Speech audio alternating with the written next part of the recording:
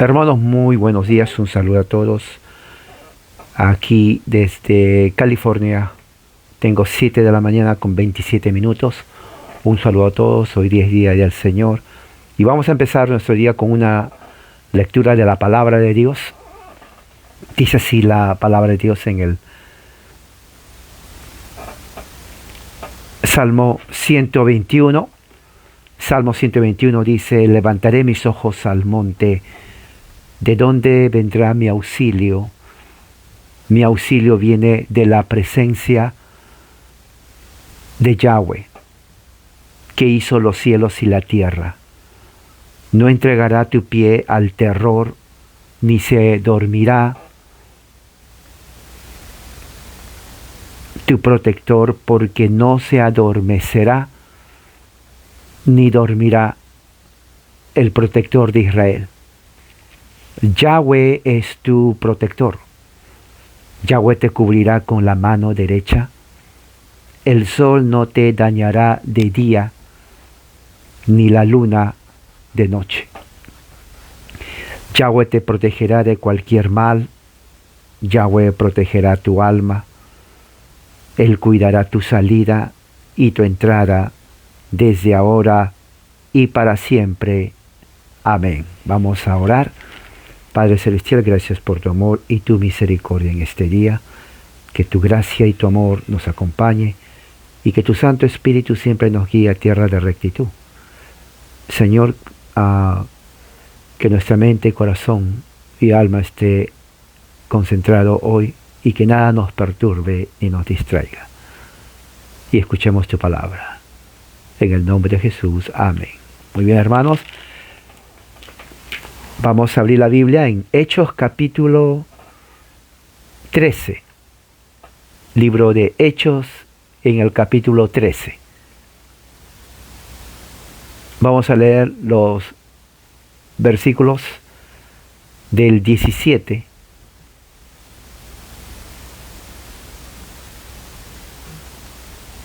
Hechos 13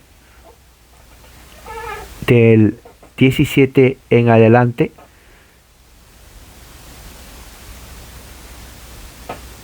Tengo la versión Nueva Biblia de las Américas, también tengo la versión Reina Valera y la versión de la Peshitta para leer diferente versión, comparar textos para una mejor entendimiento. Vamos a leer hasta el versículo 25. 17-25, Hechos capítulo 13. Voy a leer la versión Nueva Biblia de las Américas. Y dice así la palabra de Dios. El Dios de este pueblo de Israel escogió a nuestros padres, engrandeció al pueblo durante su estancia en la tierra de Egipto y con brazo fuerte los sacó de ella. Por un periodo como de 40 años los soportó en el desierto. Después de destruir 7 naciones en la tierra de Canaán, repartió sus tierras en herencia. Todo esto duró como 450 años. Después de esto, Dios les dio jueces hasta el profeta Samuel. Entonces ellos pidieron un rey, y Dios les dio a Saúl, hijo de Cis, varón de la tribu de Benjamín, durante 40 años. Cuando los quitó, les levantó por rey a David, del cual también testificó y dijo: he hallado a David, hijo de Isaí, un hombre conforme a mi corazón, que hará toda mi voluntad. De la descendencia de este, conforme a la promesa, Dios ha dado a Israel un Salvador, Jesús. Después de que Juan predicó, antes de su venida, un bautismo de arrepentimiento a todo el pueblo de Israel. Cuando Juan estaba a punto de terminar su carrera, decía: ¿qué piensan ustedes que soy yo? Yo no soy el Cristo, pero miren, viene tras mí uno de quien yo no soy digno de desatar las sandalias de sus pies. Esta es palabra de Dios. Y bueno, el texto de hoy tiene que ver con el primer sermón de Pablo como misionero en el Asia. Hacemos un poco de contexto. En el versículo 13, habíamos leído la semana pasada que Pablo y sus compañeros navegaron desde Pafos y llegaron a Perge de Panfilia.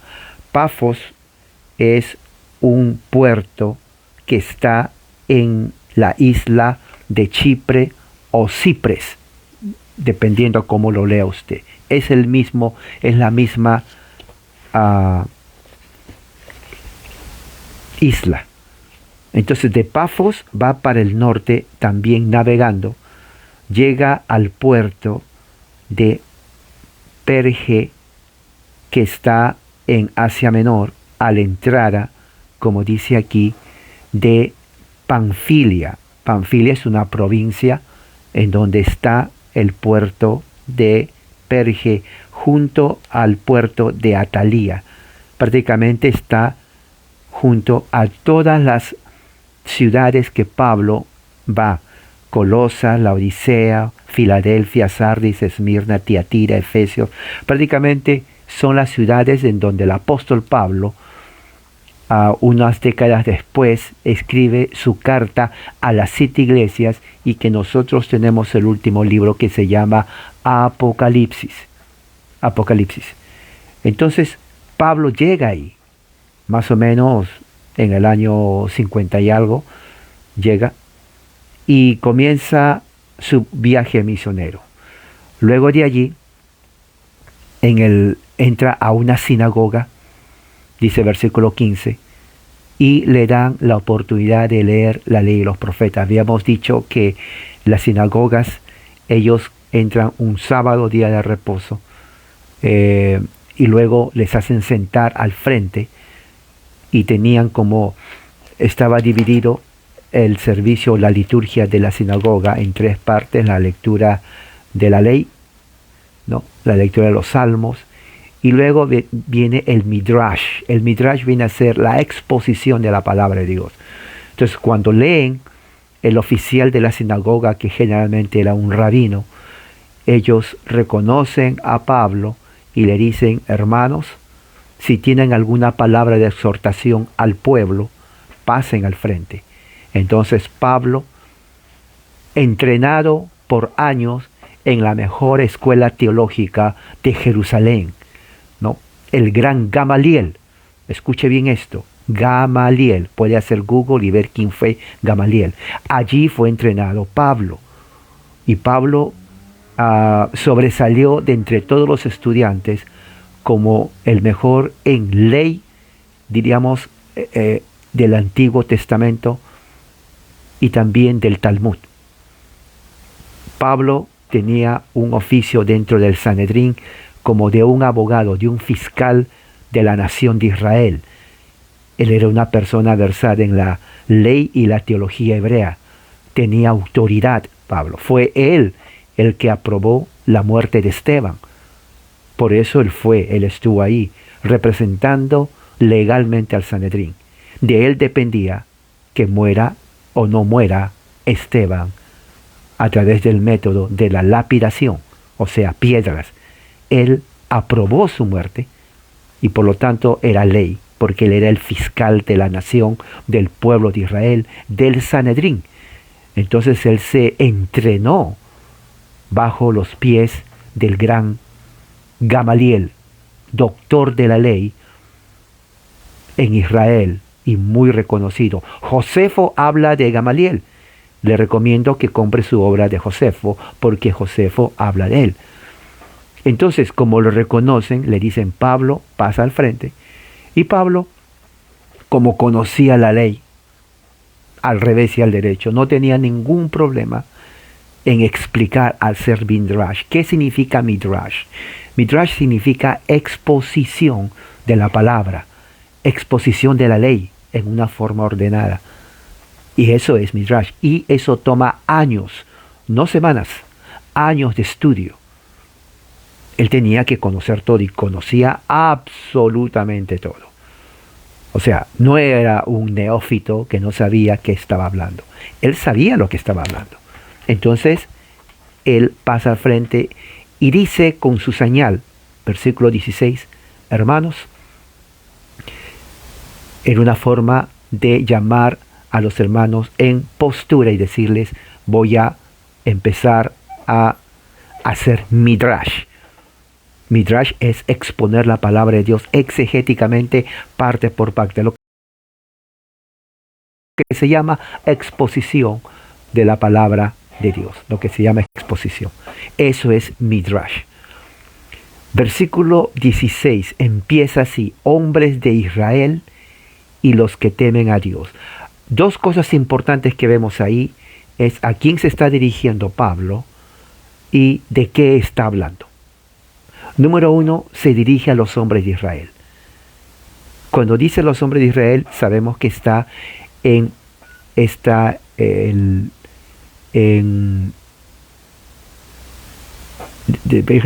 Antioquía, que está en Pisidia.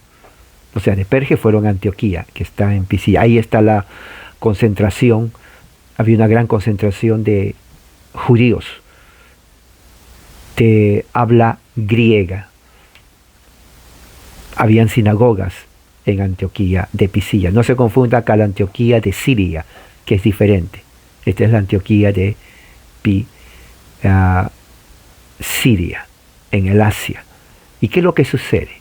Lo que sucede está en que entra a la sinagoga y dice en griego, hombres de Israel.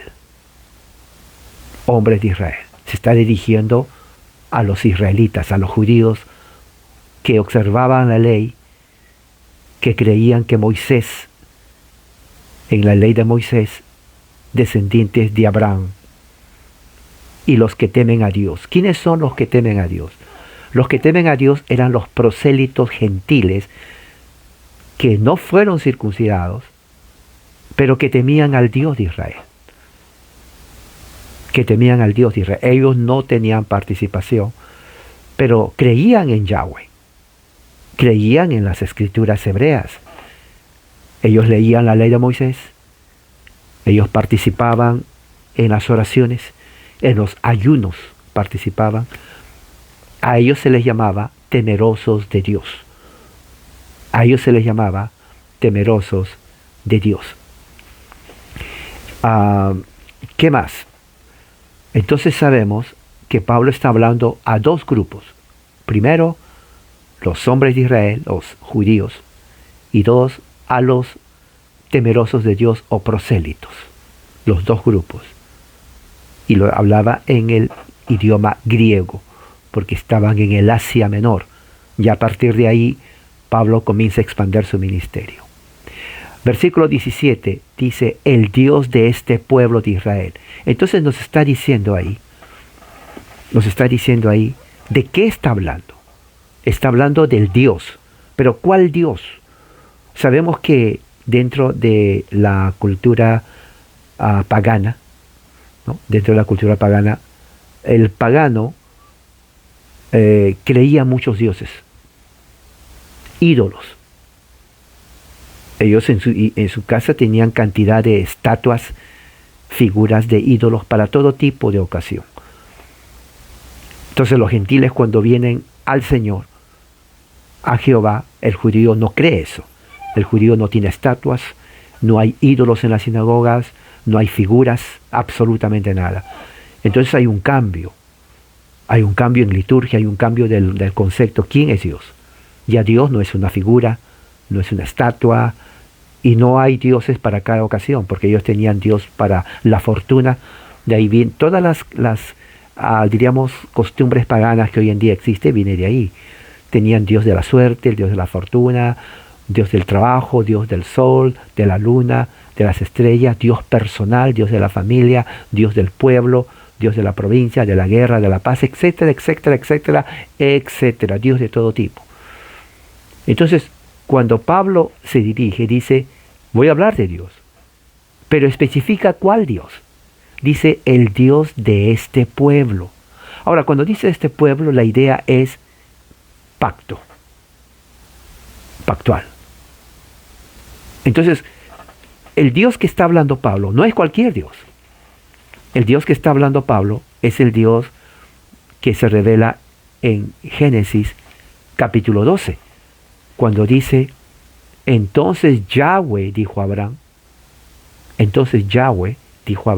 o sea, ella se está revelando quién es Dios. Ese es el Dios que está hablando Pablo a los hijos de Israel. Dice, el Dios de este pueblo. Ahora, Israel es un nombre pactual, y eso lo sabemos nosotros, ¿no? Dios cambia su nombre de Jacob a Israel. Le cambió el nombre. De Jacob a Israel. Ya lo había hecho con Abraham. Abraham era Abraham. Pero luego lo cambia a Abraham. Aumenta la H, la E y la M, ¿no? De Abraham, Abraham. Tal vez la diferencia no es mucho, pero con la correcta pronunciación y dicción se nota la diferencia. No es Abraham, es Abraham. Escuchen. Abraham, Abraham. Abraham, Abraham. Entonces tiene que hacer énfasis en la última sílaba. La H es muda en español, pero en inglés es Abraham. Inclusive en el árabe es Ibrahim. Entonces la H tiene una pronunciación como J. Abraham. Se nota ahí más la diferencia. Ibrahim. En español hay que hacer el énfasis. Abraham. No Abraham. Claro, uno habla y por costumbre dice Abraham, pero es Abraham. Bueno, le cambia el nombre a Jacob y lo dice Israel. Israel. Israel. Israel. Y es el nombre pactual. O sea, Pablo cuando predica está haciendo un midrash del punto de vista pactual. Pactual, escriba usted eso. No está hablando cualquier Dios. Está hablando dentro de la teología pactual. Eso es así. Pactual. Pero no solamente allí, también hace referencia a Éxodo capítulo 3. En Éxodo capítulo 3, si usted abre la Biblia, es cuando se presenta o Moisés tiene la visión de una zarza arbusto ardiendo que no se consumía. Entonces de ahí un ángel del Señor le habla del arbusto o de la zarza que ardía pero no se consumía. Entonces le dice, no te acerques, quita las sandalias de tus pies, porque donde tú estás de pie es lugar santo. Eso es lenguaje pactual. Eso es lenguaje pactual. Génesis, Éxodo 3, 5 es lenguaje pactual. Si no hubiera habido un pacto, Dios nos hubiera presentado a Moisés. Entonces se presenta Dios a Moisés y le dice, yo soy el Dios de tu padre. Es algo increíble, porque no es cualquier Dios. No es un Dios desconocido de los egipcios, porque Moisés fue criado en toda sabiduría en Egipto. Él conoció a todos los dioses egipcios. Los conocía. Entonces, cuando se presenta Dios, tiene que diferenciarse. Decir, ¿qué clase de Dios? Bueno, Moisés sabía quiénes eran los dioses. Entonces, si le dice yo soy el Dios, tal vez su idea es, bueno, ¿cuál de todos los dioses egipcios eres tú? Entonces Yahweh le dice a Moisés, yo soy Dios, pero soy el Dios de tus padres. Bueno, y los padres de Moisés no eran paganos, no eran egipcios. Y hace la frase pactual. ¿Cuál es la frase pactual? Yo soy el Dios de Abraham, Génesis 12, 13, 15, 17, 21. Yo soy el Dios de Isaac, donde confirma la promesa a Abraham. Yo soy el Dios de Israel, que es el nombre de Jacob. También le confirma ahí. Y de ahí nacen todos los 12 hijos que se convierten en las tribus. Por eso se llama tribus de Israel, o sea, de Jacob. Cada familia se convierte en una tribu y le promete la tierra prometida del Canaán. Lamentablemente Moisés no entra ahí por su desobediencia, por la desobediencia del pueblo, de los descendientes, de los hijos de Israel. Pero fíjese en el capítulo 3, le dice, yo soy el Dios de Abraham, Isaac y Jacob. Entonces Moisés cubrió su cara porque tuvo miedo de mirar a Dios. Era el verdadero Dios, no era el Dios egipcio, los ídolos que hasta ahora están en los museos en Egipcio y en otros lugares más. Este era el verdadero Dios. Y le dice en el versículo 13, cuando yo vaya a los hijos de Israel y les diga, Yahweh, el Dios de tus padres, me envió, ellos me van a preguntar, ¿cuál es el nombre de él? Dios, ¿qué les voy a contestar? ¿Por qué? Porque los israelitas conocen todos los dioses de Egipcio. Entonces van a decir, ¿cómo se llama? Ahora entiende por qué le dice cómo se llama. Porque está en un contexto de idolatría. Y Dios le dice, Eye Ashereye.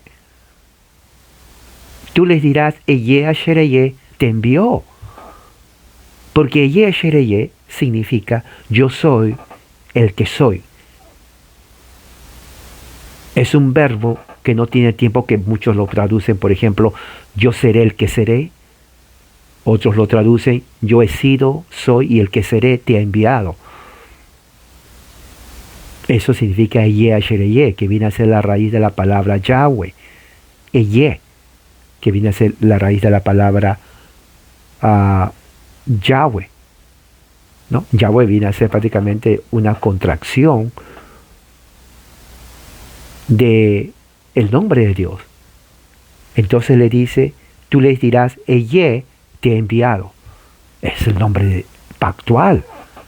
Pero luego más adelante dice, otra vez le dijo, Yahweh, le dice Dios, el Dios de tus padres, Abraham, Isaac, Jacob, me envió. Y dice, este es mi nombre eterno. Nombre eterno. Ese es el nombre pactual de Dios. Dios de Abraham, Dios de Isaac, Dios de Jacob. Interesante. Dios de Abraham, Dios de Isaac, Dios de Jacob. Muchos atribuyen esa fórmula a la Trinidad. No somos politeístas que creemos en tres dioses. No es que Abraham tenía un Dios, Isaac tenía otro Dios, Jacob tenía otro Dios. Es el mismo Dios, pero personal, porque es pacto, es algo pactual. Entonces, ese es el Dios que está predicando Pablo y dice, el Dios de este pueblo de Israel. O sea, ellos conocían el Dios pactual, Yahweh, Dios de Abraham, Isaac y Jacob. Escogió a nuestros padres, Abraham, Isaac y Jacob. Ahí dice, ya hemos leído. Y engrandeció. Claro, que dice engrandeció al pueblo durante su estancia en Egipto. Porque eso es exactamente, ¿no?, lo que dice el libro de Éxodo, ¿no? Cuando dice en el capítulo 1 de Éxodo, versículo 7, pero los hijos de Israel se habían multiplicado, pues fueron fecundos y se hicieron muy numerosos, llegando a ser muy poderosos. El país estaba lleno de judíos, hermano. Egipto estaba lleno de israelitas. ¿Ok? O sea, el Egipto salía de su casa y miraba a la izquierda, israelitas. Miraba a la derecha, israelitas. Miraba atrás, israelitas. Se iba al mercado, israelitas. E israelitas por todos lados. Y dice que eran poderosos. Oh, eso es un problema para un país. Sí, si en su país hay más extranjeros que ustedes mismos, hay un problema ahí. Ahora, no es xenofobia. Le voy a decir cuál es el problema. ¿Ok? Escuche bien esto. Dice, después surgió un nuevo rey que no conoció a José. dijo a su pueblo, he aquí, ahora, ese es el problema, he aquí que el pueblo de los hijos de Israel es más numeroso y poderoso que nosotros. Ese es el problema desde el punto de vista político. Del punto de vista político, cuando hay más extranjeros en un país, estamos hablando de hace más de 4.000 años, entonces hay un problema nacional. ¿Por qué? Porque se pierde la identidad. Sí, ya se pierde la identidad. Ahora, fíjese lo que pasa aquí, en el versículo, cómo razona el faraón. 10. Procedamos con astucia delante de ellos. O sea, con cuidado. No los traten mal, con mucho cuidado. Y dice así, antes de que se multipliquen más. Y ahora aquí viene el problema político. No sea que, en caso de guerra, se unan a nuestros enemigos. Fíjese cómo razona estratégicamente, políticamente el rey, faraón. Luchen contra nosotros y nos expulsen del país. Oiga, eso es terrible. Se imagina, no sé, Sudamérica, Argentina, Chile, Perú, Bolivia, Ecuador, Colombia, límites. Hay una historia geopolítica de guerra en Latinoamérica desde el siglo XIX. ¿Se imaginan que de un país sobrepase la población del otro país 2 veces? Supongamos que en un país haya 20 millones y entren 40 millones de extranjeros. 40 millones de extranjeros, el doble de la población. Oiga, unos van a decir, oh, qué bueno la diversidad. Pero ¿qué si hay una guerra con el enemigo de ese país? Y los 40 millones no están con ustedes, sino están con el país que está haciendo guerra con ustedes. Desaparecen de país. Desaparecen. Eso es políticamente. Así pensó el faraón. ¿Entiende? Por eso que la Biblia también habla de política. La Biblia habla de economía. La Biblia habla de problemas sociales. Porque es así. Todo el Antiguo Testamento es así. Religión y política van de la mano. Y claro, se cumplió. Dios le dice a Abraham, mira las estrellas de los cielos. Así será tu descendencia. Como la arena del mar, ¿puedes contar? No, así será tu descendencia. Y fíjese, sucedió. Pero políticamente a los egipcios no les gustó. Porque decían, bueno, sí, son más que nosotros, son más poderosos, más fecundos. Un hebreo tenía, por ejemplo, un porcentaje de fertilidad, fecundidad, 5 veces más que un egipcio. Si el egipcio tenía durante su vida 2 niños, el hebreo tenía 10 niños. ¿Se da cuenta de la diferencia? O sea, que a la larga, en una generación, pues iba a haber más hebreos que egipcios en la misma tierra de Egipto. Entonces, ¿qué es lo que pasaba? El faraón dijo, tratémoslo bien, porque si hay una guerra, esta gente va a venir en contra de nosotros, se va a unir al enemigo. Así que hay que tratarlo bien, porque si viene una guerra, esperemos que nos defiendan. Entonces, entiende. Y eso es pensar políticamente. Y créame, los políticos no han cambiado. Si un político es bueno, no es porque te quiere, es porque quiere estar seguro.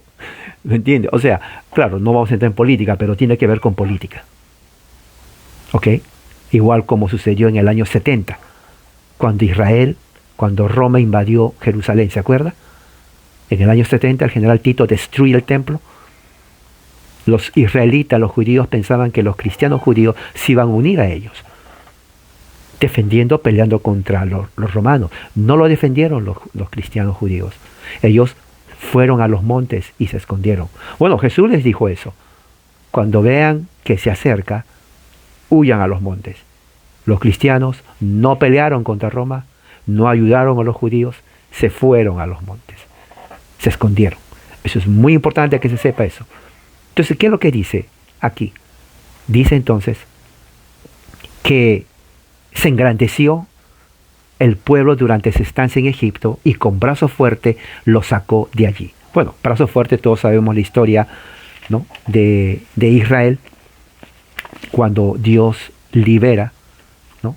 Y escoge a Moisés, ¿no? Escoge a Moisés para que sea el líder de la revolución, muchos lo llaman revolución, ¿no? Le envía plagas, ¿no? Granizo, langostas, tinieblas, muerte de los primogénitos. En el capítulo 2 instituye la Pascua, los hijos de Israel celebran la Pascua, ¿no? La 10ª plaga viene a ser mueren los primogénitos. Inicia el éxodo de Israel. En el capítulo 12, versículo 37 dice: y los hijos de Israel partieron desde Ramses rumbo a Sucot, 600,000 hombres a pie, sin contar a los niños. 600,000 hombres. Los niños eran más, porque la familia tenía cantidad de niños. O sea, hombres, si en una familia había, digamos, 10 hombres, padres, bueno, los niños en cada familia eran como 10, tenemos 10, 50 niños, que no cuentan aquí, o sea, eran cantidad, sin contar a los niños.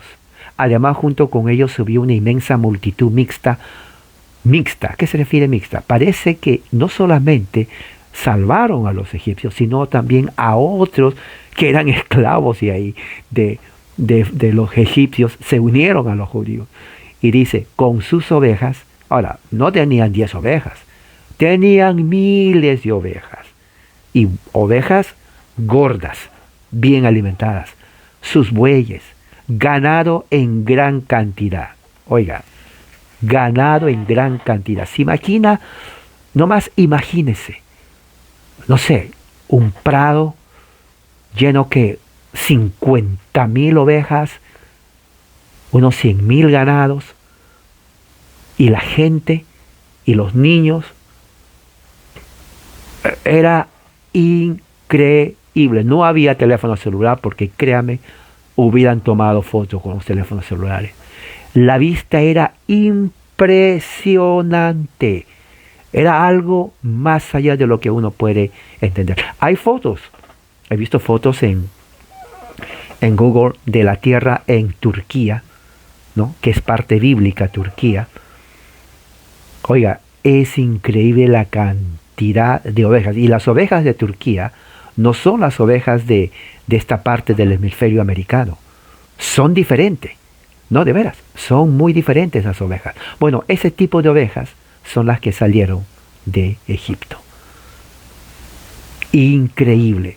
Oiga, así liberó Dios. De la masa que trajeron de Egipto, cocieron pan sin levadura, ya que no se había leudado, y al ser expulsados de Egipto no pudieron demorarse ni preparar provisiones. El tiempo de los hijos de Israel vivieron en la tierra de Egipto fue de 430 años. Ahí lo dice, 430 años. Claro, aquí dice Pablo, ¿no? Engrandeció con brazo fuerte por un periodo como de 40 años lo soportó en el desierto. De ahí son 40 años. Una vez que salen, estuvieron en el desierto más o menos una generación. Una generación son 40 años. En el desierto 45 grados. ¿Ok? Mujeres, niños, ancianos y hombres y animales, de todo tipo de animal. Créame, ellos tenían allí provisiones que Dios les dio a ellos. Si no ha leído Éxodo, si no ha leído Números, si no ha leído Levítico, le recomiendo que lo lea, porque va a enriquecer su conocimiento bíblico. Hoy día después de esto, si tomó desayuno, póngase a leer. Dígale a su esposo, ¿sabes qué? Voy a leer la Biblia por 2 horas, el Antiguo Testamento. Mujer, voy a leer la Biblia por 2 horas, el Antiguo Testamento. Tengo que conocer. No, de veras, no estoy bromeando. Mire, marcadores, lapiceros, un libro para anotar, al final del día usted va a tener un gran conocimiento escritural, porque por eso es cristiano. Y yo sé que usted es un gran estudioso de la Biblia. Se lea por lo menos, creo, unos 3 capítulos diarios. Eso espero que lo haga. Por eso es cristiano evangélico, ¿no es cierto? Muy bien. ¿Qué más? Entonces dice allí, ¿no? Por un periodo de 40 años. Eso está hablando Pablo, conocedor de la Escritura. ¿Se dan cuenta cómo Pablo está haciendo todo su sermón? Y toda la gente estaba atenta a lo que Pablo hablaba. Soportó en el desierto. O sea, la palabra soportar, versículo 18, quiere decir que la palabra en griego soportar significa llevar en brazo al niño. No, usted tiene un niño, lo carga, ¿no? Lo cuida, le da calor, pero le da protección. ¿Me entiende? O sea, el niño siente su brazo, siente su calor y también le da la mamila. O sea, calor, protección y alimento. ¡Ay! Esa es la palabra que Pablo usa para decir y los cuidó en el desierto. O sea, Dios figurativamente lo tenía en sus brazos a Israel, le protegió, le dio calor y le daba la mamila. ¿Para qué? Para que lo alimentara por 40 años. Así trató Dios al pueblo de Israel en el desierto. Así fue. Así lo dice ahí, en versículo 18. Después de destruir 7 naciones. Ahora, usted dirá, ¿cuáles son las 7 naciones? Bueno, vamos a ver cuáles son las 7 naciones. Vamos a Deuteronomio capítulo 7, versículo 1, para que vea a qué se está refiriendo Pablo. ¿Cuáles son esas 7 naciones? Yo nunca escuché 7 naciones. Bueno, ahora voy a conocer cuáles son las 7 naciones. En Deuteronomio 7.1 dice, cuando Yahweh tu Dios te haya introducido a la tierra a la cual entrarás, la tierra de Canaán, que Dios prometió a Abraham, Isaac, Jacob, Josué y a Moisés, cuando hayas entrado, tú vas a tomar como posesión esa tierra. Ahora, el problema era, y los judíos, los israelitas sabían, si a un momento, Dios, no sé si sabes, pero allá esa tierra está ocupada. Hay tribus. ¿Por qué no nos das una tierra desocupada, ya preparada para nosotros? ¿Qué te parece? ¿Por qué mejor llévanos a otro lugar donde no haya gente? Pero ahí hay gente. Y son gigantes. No nos gusta esa gente. Bueno, veremos lo que dice Dios. Dice, y haya destruido a muchos pueblos delante de ti.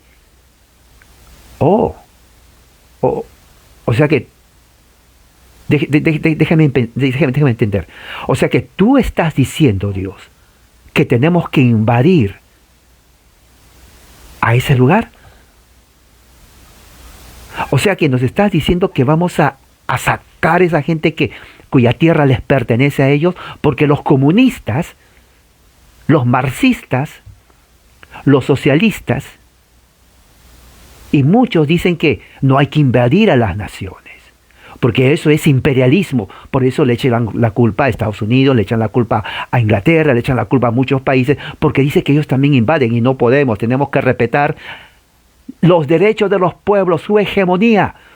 Tenemos que respetar el derecho a que los pueblos mismos se gobiernen como son, aunque agarren a inútiles como sucede en Perú, ¿no? Porque son indígenas. El derecho al indígena tiene derecho de estar en su país y nadie tiene derecho a entrometerse. Bueno, la cosa es que Dios no piensa así. Nunca pensó Dios así. Porque si Dios hubiera pensado como piensan los socialistas, entonces nunca hubiera habido tierra prometida. Porque la tierra prometida ya tenía dueño. Ya estaba posesionada por estas tribus que Pablo dice que el Señor los destruyó. Ahora, Dios los destruyó. No solamente les dijo, bueno, disculpen ustedes, no se preocupen, les voy a poner en otro lugar para dar lugar a ellos. No hizo eso. Simplemente las destruyó. ¿Cuáles son las 7 tribus que habla Pablo? Mira lo que dice el versículo 1. Dice, a los heteos, a los gergeseos, a los amorreos, a los cananeos, a los fereceos, a los heveos y a los jebuseos. 7 pueblos más numerosos y más fuertes que tú. ¿Quién es tú? El pueblo de Israel. Por eso, cuando los israelitas estaban llegando, dijeron, un momento, ¿qué pasa? Miren acá allá. Y miraban. ¡Oh! Son gigantes, miren 3, 5 metros. Yo creo que se equivocó Yahweh. Sí, yo creo que se equivocó. Vamos a hablar con él. Moisés, yo creo que se equivocó. Esa gente, aparte que está ocupada, hay gigantes. Yo creo que se refiere a otro lugar. No se refiere a otro lugar, no se equivocó. Esa es la tierra que Yahweh le iba a dar. Prometió darle al pueblo de los hijos de Israel. O sea que Dios no va con eso de que derecho, ¿no?, soberano de los pueblos indígenas y que nadie tiene el derecho de entrometerse. Dios no va por eso. Esa es invención humana. ¿Okay? Esa es una invención humana. No que violación de derechos humanos, ¿no? Si hubiera estado ahí los derechos humanos de las Naciones Unidas, hubiera dicho, bueno, Dios es el violador número 1 de los derechos humanos. Es más, ya lo dicen los marxistas así. Sí, yo en la universidad me he encontrado con esos tipos que dicen, el Dios de tu Biblia, ¿no? Así me decían. Es un imperialista. Así, el primer imperialista. Y genocidia. Y yo, ¿pero por qué? Bueno, lee. Mató a todos los de Canaán solamente para poner, ¿no?, a judíos hebreos, que ni les corresponde, así le dice, son invasores, son imperialistas invasores, y el Dios los mata. ¿Qué clase de Dios es el tuyo? ¿Cómo qué clase de Dios? De amor, Dios de justicia. Eso no es justicia. Está matando a personas que han vivido ahí por tiempo para poner a un grupo de ignorantes israelitas que aparte son malagradecidos. Bueno, así lo hizo. Se dan cuenta que Dios no va con eso de que la hegemonía de los pueblos indígenas y que el imperialismo y que un montón de tonteras que lo han adoctrinado en esta generación a millones de personas. Si Dios actuaría hoy como lo actuó con los israelitas, todos esos indígenas, honestamente, tal vez serían destruidos. ¿Sí? ¿Quién va contra Dios? ¿Quién le va a decir, sabes que Dios está violando nuestros derechos indígenas de esta tierra que nuestros padres vio nacer? Bueno, si es así, Abraham se hubiera quedado en Ur de los Caldeos porque él nació allí. Pero no solamente destruye, sino que te saca de donde eres y te da otra tierra como él quiere. Eso es el plan de Dios. Lean Génesis 12, lean Génesis 13. Por eso digo, estudiar, hagan nota, reflexionen, investiguen, porque eso les va a ayudar. Por eso son evangélicos, ¿no es cierto? Porque entraron a estudiar la Biblia. Yo sé que lo están haciendo todos los días de una manera increíble. Pero eso es lo que está hablando el apóstol Pablo. A eso se dan cuenta cómo Pablo ya conocía todo eso. Y dice, después de destruir, repartió sus tierras en herencia. Todo esto duró como 450 años. Ahora, los repartió la tierra. Escuche esto bien. Estamos hablando del tiempo del Antiguo Testamento. Bueno, aquí está la tierra que repartió. Tengo aquí un mapa. Y lo repartió a Rubén, lo repartió a Simón, lo repartió a Zebulón, a Judá, a Dan, a Neftalí, a Gad, a Asher, Isaacar, Manasés, Efraín, Benjamín. Las 12 tribus de Israel los repartió. ¿No? Repartió, a ver, ¿dónde está? Efraín. Sí, aquí está todo lo que tiene que ver ¿Quién fue la tribu que recibió más? La tribu que recibió más, o la cantidad de personas en la tribu, era la tribu de, de Judá, 74.600 de la tribu de Judá. 74.600. ¿Cuál fue la tribu menos numerosa? La tribu menos numerosa fue la de Manasés, 32.200. 32.200 de la tribu de Manasés. Y la tribu de Judá, 74.600. 74.600. Judá estaba junto a la tribu de Isaacar y a la tribu de Zebulón. La tribu de Manasés estaba junto con la tribu de Efraín y de Benjamín. La tribu de Asher estaba con Neftalí y Dan. Y la tribu de Simeón estaba con Gad y Rubén. Entonces ellos estaban así en lo que, cómo se repartía. Cuando hicieron el tabernáculo, se repartieron así. En la parte izquierda estaba Efraín, Manasés y Benjamín. En la parte del norte estaba Neftalí, Asher y Dan. En la parte este estaba Isaacar, Judá y Zebulón. En la parte del sur, Gad, Simeón y Rubén. Eso de acuerdo a la distribución, de acuerdo al tabernáculo que estaba, o el tabernáculo temporal que decía Yahweh. O sea, esas cosas es importante saber. Luego, cuando van a la tierra prometida, entonces reparten la tierra. Moisés no entró, lo miró del monte Nebo. Moisés miró ¿Por qué del monte Nebo? Porque Moisés le faltó carácter.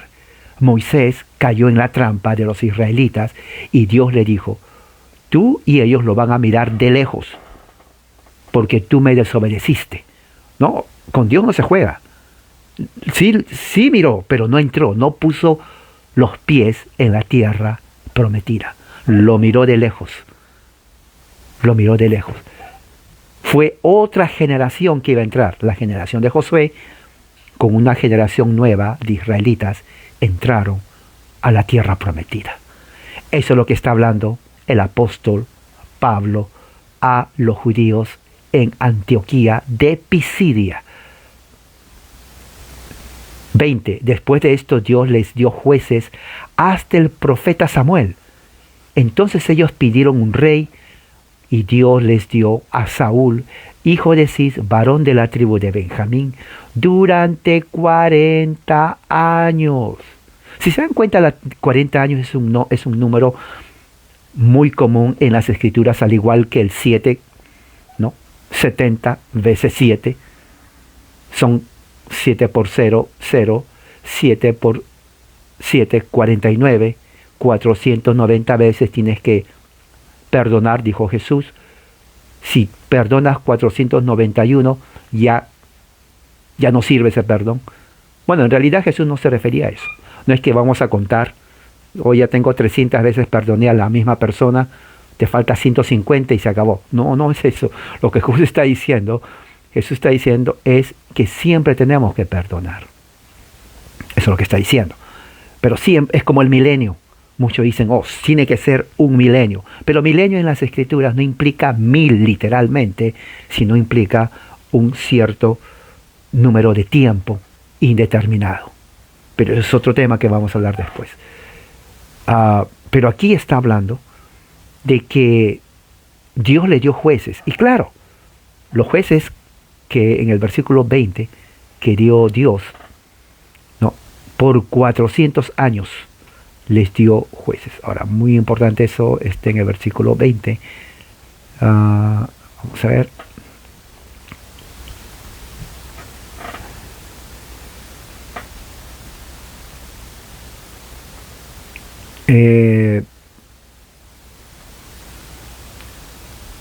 Podemos ver en Primera de Reyes 6.1. Si vamos a Primera de Reyes 6.1, hay un texto muy importante ahí. Aquí tengo. Aconteció que en el año, aquí dice 400.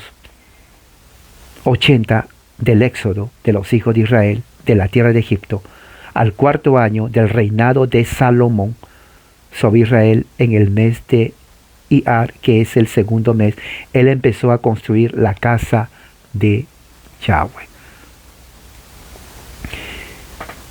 Eso dice aquí que es el periodo entre el éxodo y la edificación del templo, del primer templo, que Dios le dijo a Salomón. No le dio a David, porque David tenía como guerrero las manos manchadas de sangre, y un guerrero no puede hacer eso, o construir. Dios dijo, no, tú no puedes hacer eso.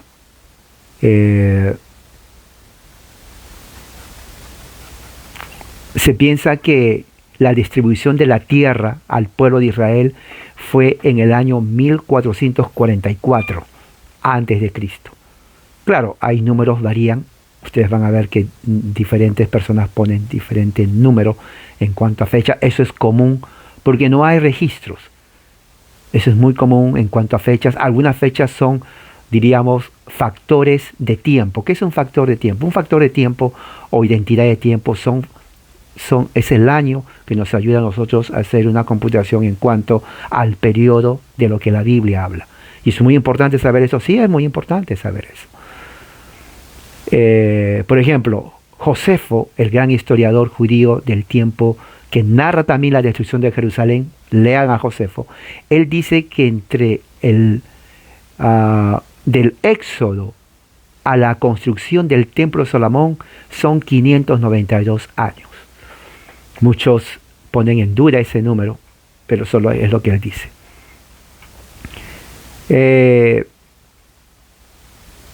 Entonces Dios dio jueces. Los jueces generalmente eran personas ancianas que conocían la ley y que servían como magistrados, jueces, para el pueblo de Israel. Para el pueblo de Israel. No había reyes todavía, no había la monarquía, eran jueces, porque ellos administraban la justicia. ¿Quieren saber cómo hacían, qué es lo que hacían ellos? Bueno, una de las cosas que hacían ellos era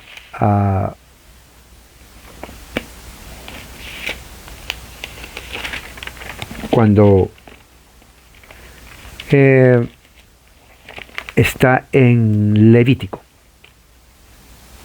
En Levítico, prácticamente dice todo lo que los jueces tenían que hacer en adelante. No. Ellos tenían que ver quiénes eran los sacerdotes, calificar cuál animal servía para la ofrenda, cuál animales no. Aquí dice, por ejemplo, en cuestión de animales, hablen a los hijos de Israel. Estos son los animales que podrán comer de los que hay en la tierra. Todo el que tenga su pezuña partida y hendida, ese podrán comer. Pero de los que rumian y de los que tienen hendidas sus pezuñas, pero no, estos no comerán. No van a comer al camello, no van a comer al conejo. Bueno, créame, yo comí conejo. Yo creo que, no sé si lo hubiera sabido esto antes, lo hubiera comido o no, pero aquí Yahweh prohíbe a los judíos no comer conejo. Si quiere comer conejo, es decisión de usted. ¿Ok? La liebre tampoco se come. El cerdo no se come. Y yo creo que la mayoría come. No podrán comer de su carne ni tocar sus cuerpos muertos. Por eso, que inclusive en el tiempo, dentro de Israel, cuando una hija se iba a casar, una judía, el padre se aseguraba, número uno, ¿en qué trabaja? Ahora uno diría, bueno, claro, no se va a casar con un bueno para nada, pero había una razón por la cual el padre preguntaba en qué trabaja. Porque había una profesión que se llama el curtero. El curtero tenía que ver una profesión que manejaba cuerpos muertos, cadáveres y animales muertos. Eso era abominación. Aquí está la ley. Entonces cuando el padre le decía a la hija, ¿en qué trabaja? y el tipo era curtero, la hija mentía. Decía, bueno, él era comerciante. Ok, porque si le decía a mi novio es curtero, le decía, ¿sabes qué? No te puedes casar con él. Está prohibido, es una profesión prohibida, abominable. Así que, ¿cuántas judías engañaron al papá? ¿Quién sabe? Posiblemente hubo. En fin, pero estas son cantidad de leyes. Usted lo puede leer en Levítico 11, 12, 13, 14, 20, 25. O sea, tiene toda la tarde para leer para que se dé cuenta de lo que está hablando. En fin, ¿qué es lo que sucedió?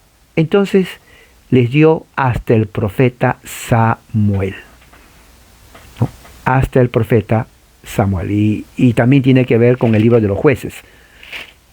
Si ustedes leen el libro de los jueces, son historias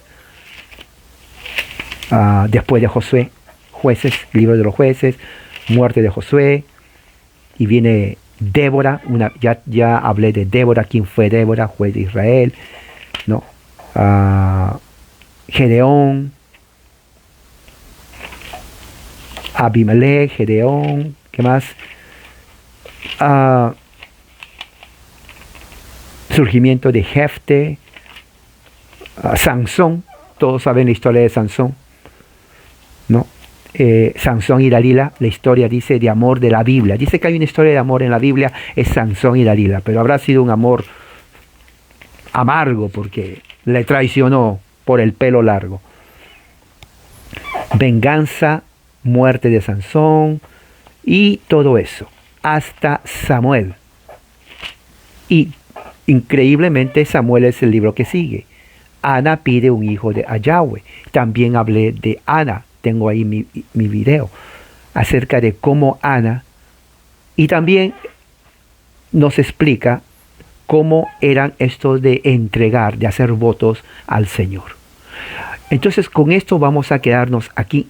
Vamos a continuar la semana que viene en detalle esto del versículo 20, porque vamos a ver entonces a Saúl, vamos a ver al rey David, porque es ahí en el rey David donde Pablo entonces elabora lo que tiene que ver con el cumplimiento de las promesas mesiánicas. Se está poniendo increíble, ¿eh? Me gusta. ¿Se dan cuenta cómo uno va aprendiendo el Antiguo Testamento de la predicación de Pablo? Entonces, vamos a terminar aquí y recuerden, traten de hacer un tiempo más tarde, tienen mucho que leer, pueden leer el libro de los jueces para que vean de qué trata, pueden leer números del 17 en adelante para ver cuáles eran las leyes que los jueces hacían, pueden, si quieren leer todo el capítulo del sermón de Pablo, muchas cosas. Siempre subrayen porque eso les va a ayudar. ¿Ok? Oremos. Padre Celestial, gracias por tu amor, misericordia. Que tu gracia y tu amor esté con nosotros en cada momento y nos ayuda a conocer la Escritura. Gracias, Padre, y que este día sea y continúe siendo de bendición. En Jesucristo nuestro Señor oramos. Amén. Hermanos, que la gracia de Dios sea con ustedes. Amén.